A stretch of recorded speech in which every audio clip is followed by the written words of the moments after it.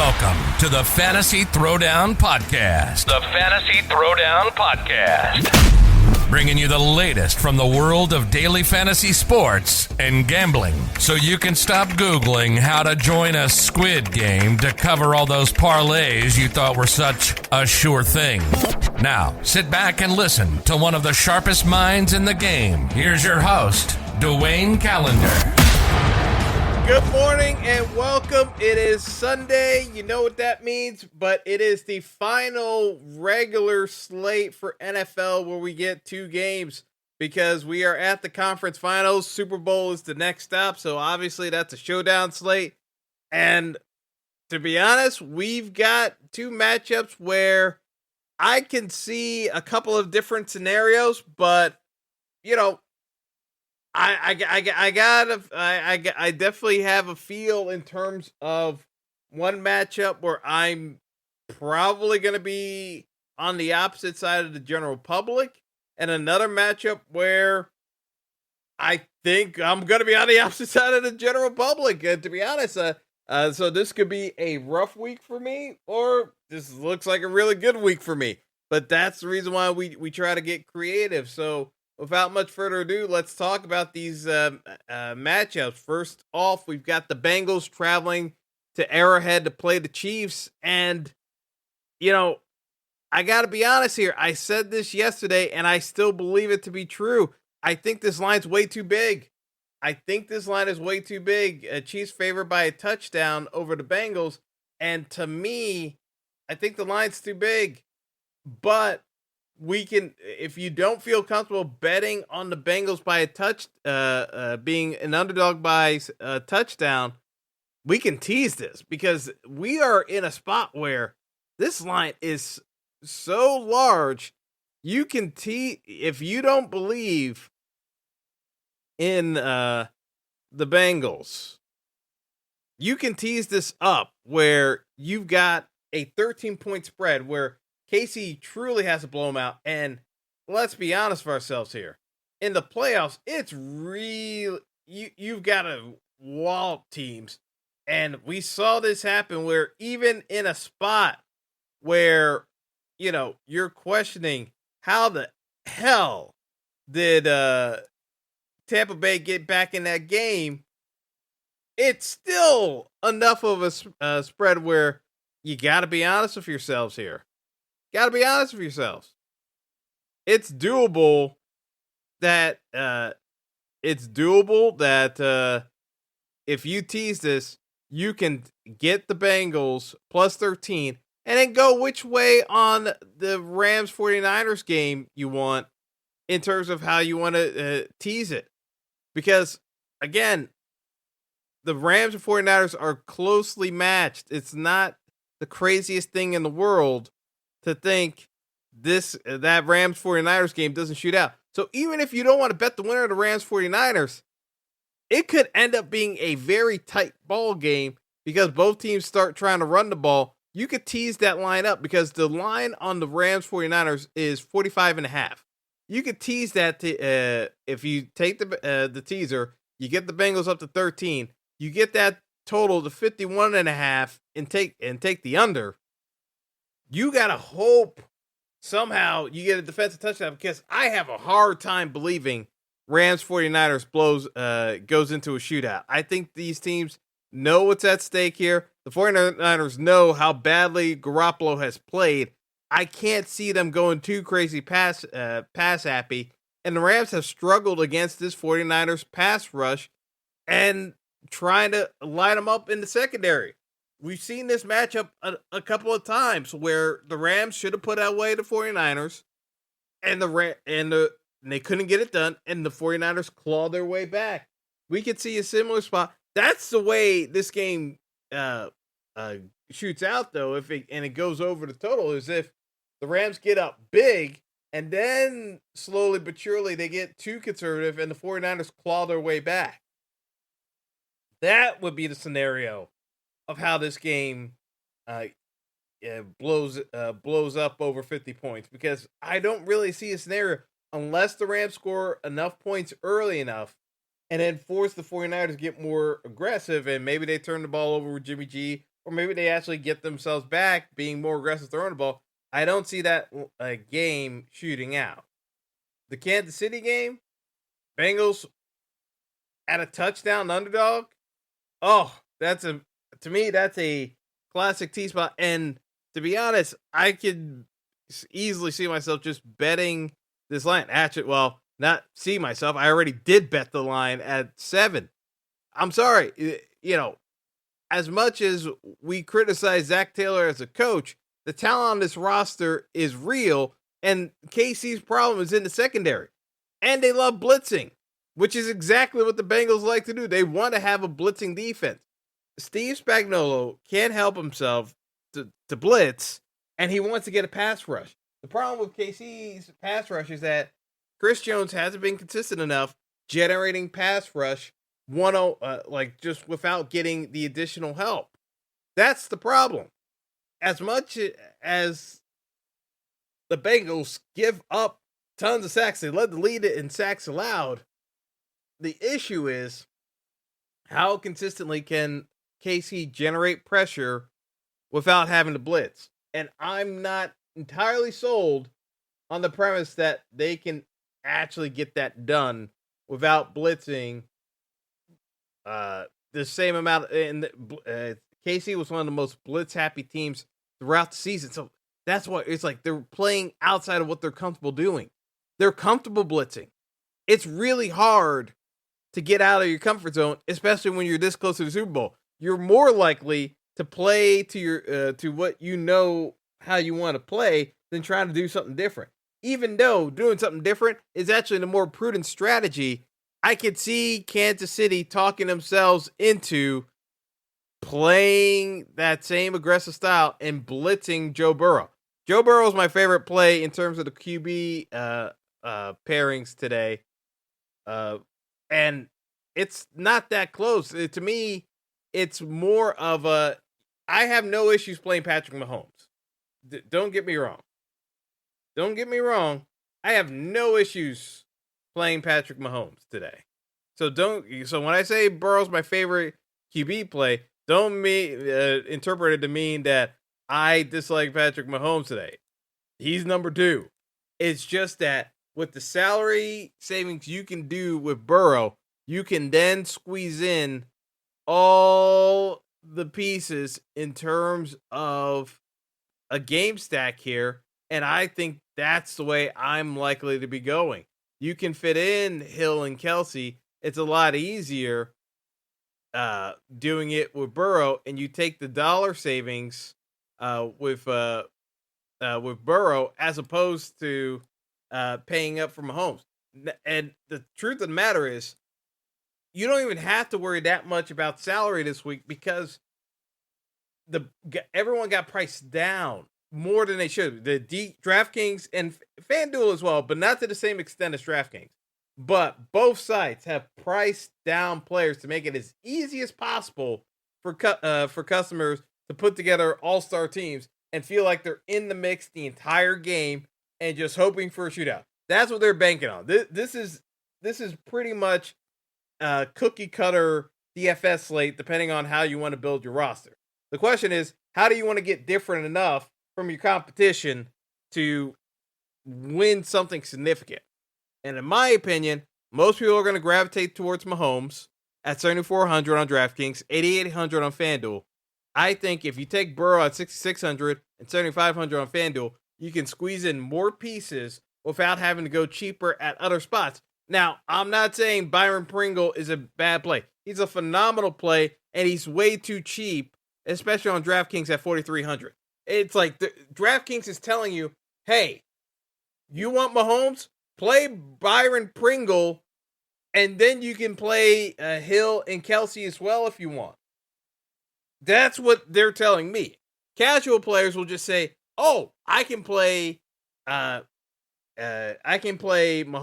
and I can try to fit in Kelsey and Kelsey and Hill, and then I'll just try to play Van Jefferson or Juwan Jennings and be ultra cheap in these later games, and they'll just start picking pieces from the other game." What I'm telling you to do is no, pick a game that you want to concentrate on and price it that way. Because there are enough ancillary pieces with the major players that you can squeeze in Jamar Chase. He's 6,700 on DraftKings. Way too cheap. He's way too cheap on DraftKings. So Jamar Chase should be the highest owned receiver today. If he's not, someone effed up. Because I know Tyreek Hill is 7K, but we have tons of options on the Chiefs that Patrick Mahomes can go to. Cooper Kupp's 8,800. Yes, Cooper Kupp's going to be owned. He's still going to be owned in the late game. But in this early game, I think the Chiefs and Bengals rightfully are going to be the highest owned plays of the day. I think Cooper Kupp's going to be, he's still going to be owned. Don't get me wrong. Cooper Kupp's still going to be owned. He still should be the highest projected player. But I think folks are going to be concentrating on this KC Cincinnati game because there's so many questions about the 49ers and Jimmy Garoppolo. Can they be explosive enough to make it a back and forth game that you're going to get lower ownership on Cooper Kupp? But I'll say this, with your Kupp builds, you got to be diligent about how you're pricing it out, because if you're just playing Kupp for the sake of playing Kupp, I don't think that's necessarily enough. I think you kind of, if you want to play Cooper Kupp, I kind of believe just the way it works out, you're going to have to consider pairing him with Matthew Stafford to get different from the other folks who are playing Cooper Kupp, but just focusing on Patrick Mahomes, but playing Cooper Kupp as the play in the late window, and then concentrating on the Chiefs pieces.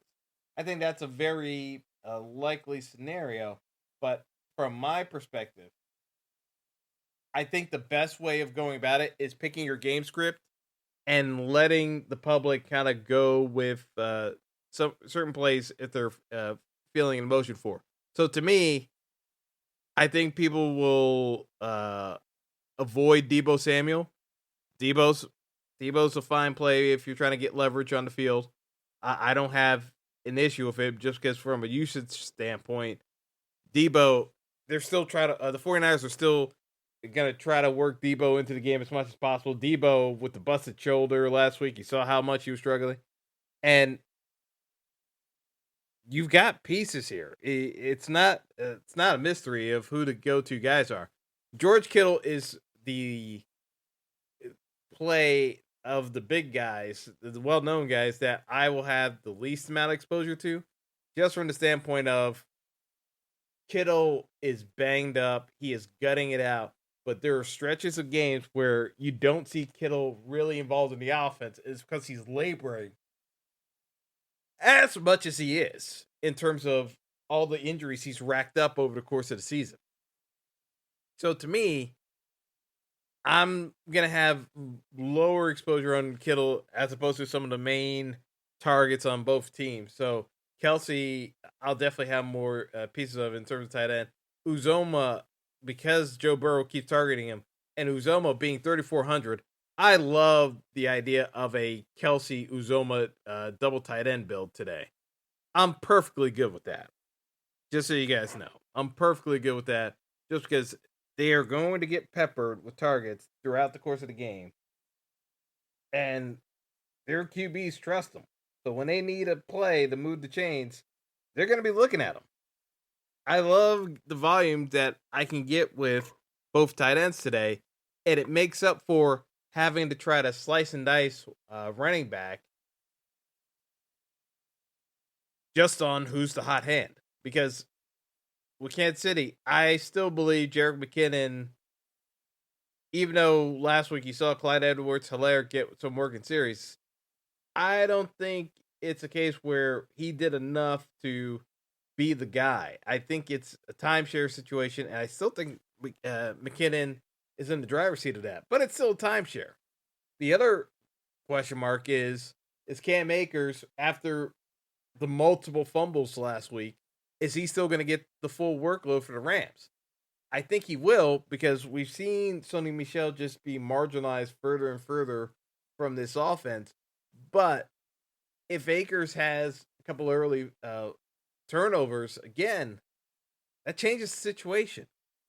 So for me, I kind of look at it as if we go double tight end, it avoids having that question of how many do we go three running backs or not? Because Joe Mixon is the safest guy, but I also see a lower ceiling for Joe Mixon than some of the other plays we're talking about in the wide receiver range.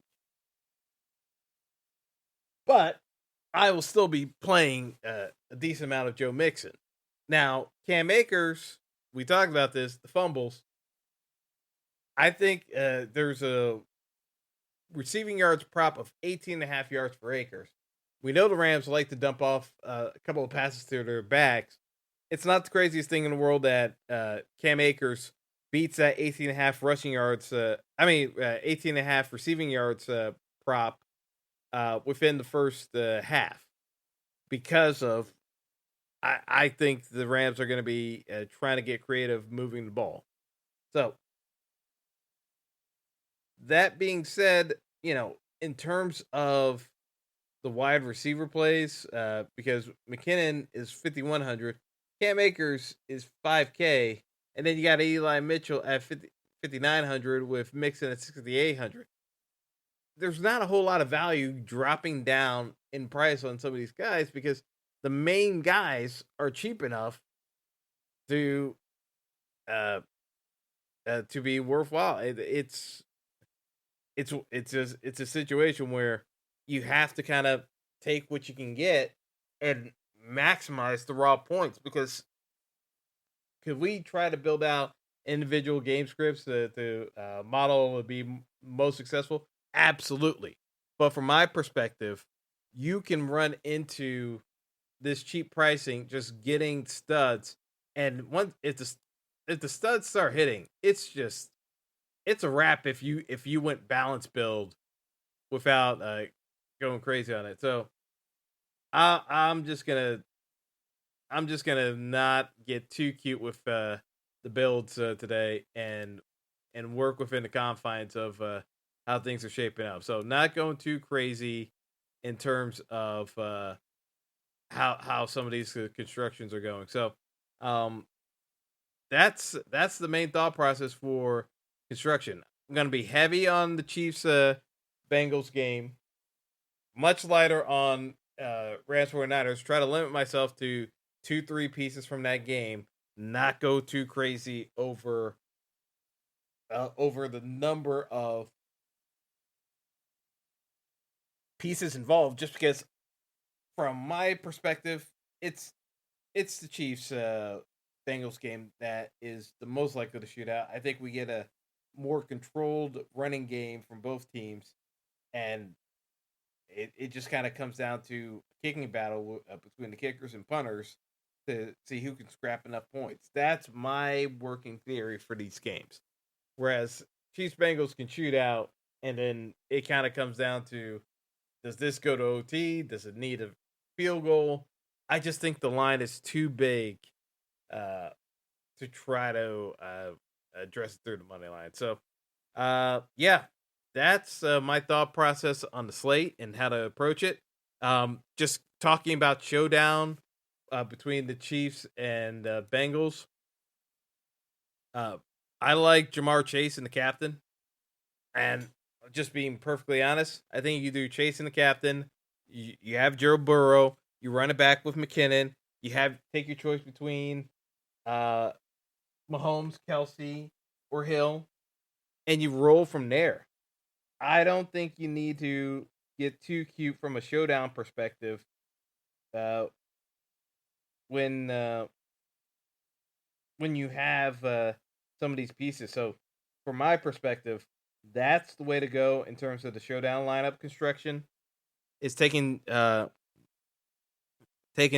Chase at a discount to Burrow, and then pick and choose your Chiefs pieces that you want to align yourself with, because they're all great plays.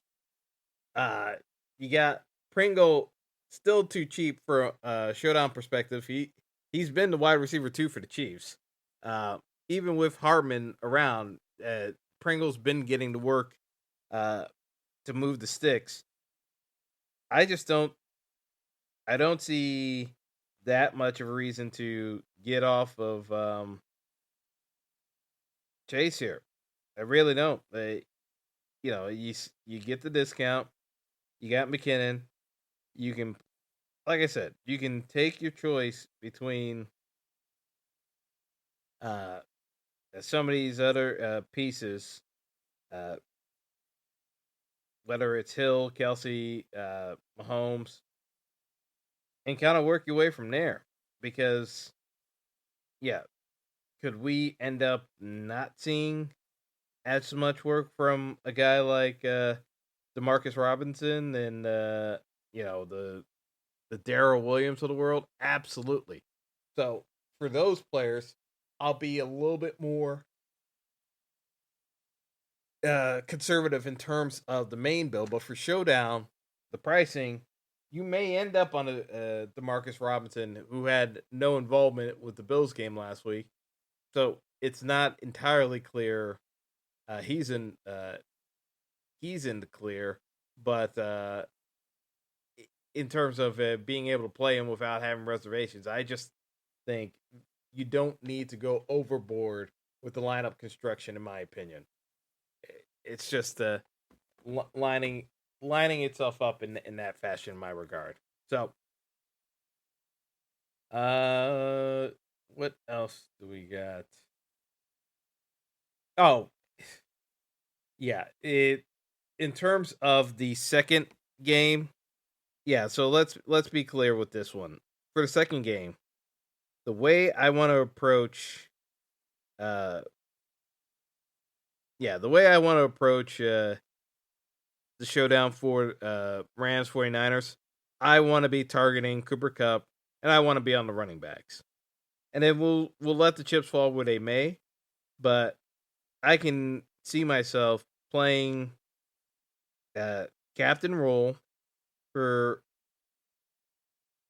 I can see myself playing the captain role for Cooper Kupp and then starting to work my way back as to whom I would be considering because the one guy that I want to see if he's active or not, and you have to look out for the inactive reports, is Mohamed Sanu. Mohamed Sanu is $200 on DraftKings. I wouldn't. I wouldn't necessarily. I wouldn't necessarily take. I wouldn't necessarily take him on the main side. I just think it's too slim of a play. The pricing's too thin. But in Showdown, where you're constrained with the salary cap and you're trying to fit in Cooper Kupp, I don't think it's the craziest thing in the world to play Mohamed Sanu because he could be active. And if he's active, he's going to get that third down wide receiver work to move the sticks. And as ineffective as Garoppolo has been throwing the ball, Sanu is a guy who can get himself open, and those are the throws that Jimmy can make because it's nice, straightforward in his line of vision, and it's not deep enough where he chunks the pass. He should be able to hit Mohamed Sanu, God willing. But I like I said, this is a showdown play only in large field tournaments. You don't need to do this unless you're trying to take down a huge pot with thousands, like 10,000 plus people. You don't need to go to the Mohamed Sanus of the world if he's active. That is, if he's not active, obviously you wouldn't play him. But to save money and play Cooper Kupp cap, you're gonna have to get creative in terms of your roster construction. But I would like to say you can playing Cooper Kupp captain. You should be correlating that with Stafford as your QB throwing him the passes as well. So just bear that in mind. But yeah, in terms of who wins these matchups, I still think the Chiefs win. But as I said, the line is too big at +7. I have to take the dog and the points, even though I think they'll still lose to the Chiefs. I'm not as I'm not as convinced that this game's going to be a clear-cut blowout win for the Chiefs.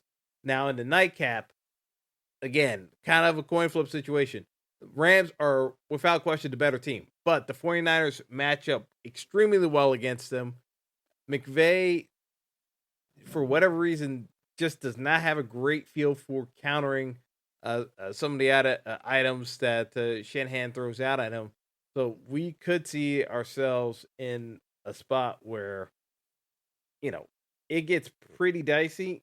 Yeah, I think this, in terms of the games, this is the tightest of the games, even though I don't think it's going to be a blowout either for the Chiefs Bengals. But I could see this coming down to a kicking contest between Rams and 49ers. So, I like to be able to tease it or just take the under outright at 45.5. But I think if you tease it, you get the Bengals up, take the under anyway. But this time you get it at the 51.5 as opposed to just betting it outright at 45.5. I think that's the way to go. So, in terms of, we talked about the props yesterday, but it's pretty much in line. Taking way under on Clyde Edwards-Helaire, 37.5. Like Akers, receiving wise, to put up some numbers. Jamar Chase, longest reception.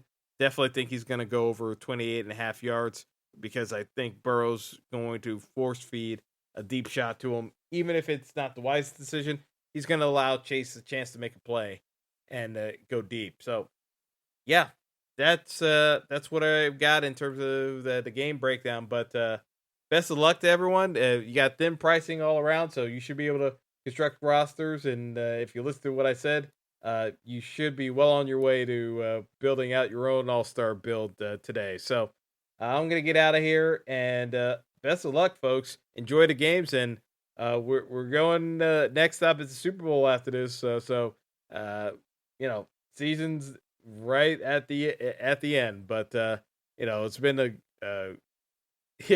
a wild ride thus far, and I expect to see some more fireworks today. But have a good one. Enjoy the games.